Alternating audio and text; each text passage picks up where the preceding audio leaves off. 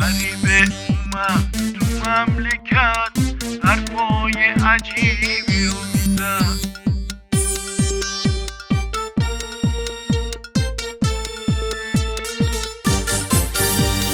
غریبه اومد تو مملکت، حرفای عجیبی رو میزد.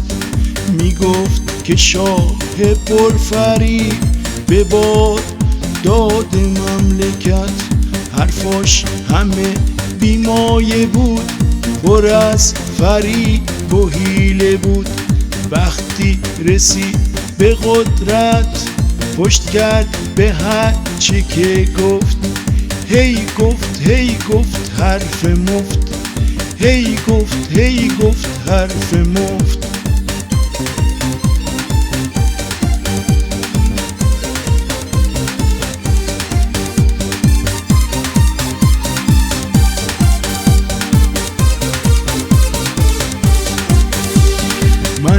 منم روح الله، فرمانده کل قوا.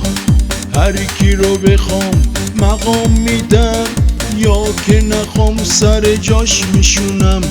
به هر که هر چه دادم، مطیع نباشه پس میگیرم. ملت میگن گرونیه، امام میگه به پشمم.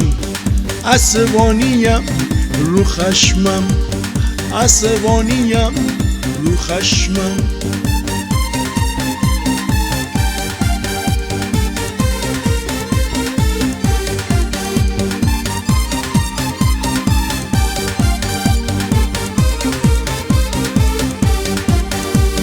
از اون دیار نفتی با اون حرفای مفتی، از اون مردک هندی، کاشکی که شاه نمیرفتی، کاشکی که شاه نمیرفتی.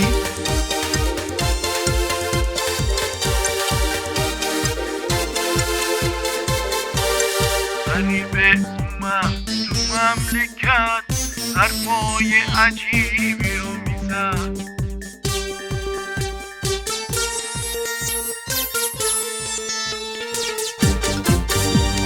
غریبه اومد تو مملکت، حرفای عجیبی رو میزد. میگفت که شاه پرفریب به باد داد مملکت. حرفاش همه بیمایه بود، پر از فریب و حیله بود.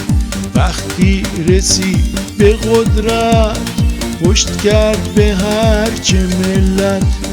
گفت که دولت تعیین میکنم، من تو دهن دولت میزنم.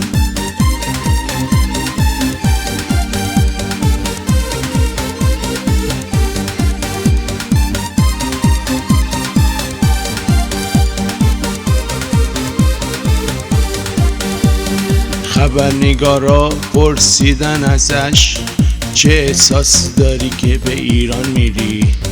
من هیچ احساسی ندارم، چون که اصولاً بی احساسم.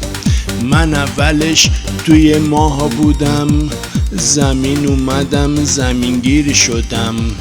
من خود امام زمانم، دوست دارم رهبر بمانم. هر کی که قبول نداره، سرش بالای داره. هر کی که قبول نداره، سرش بالای داره.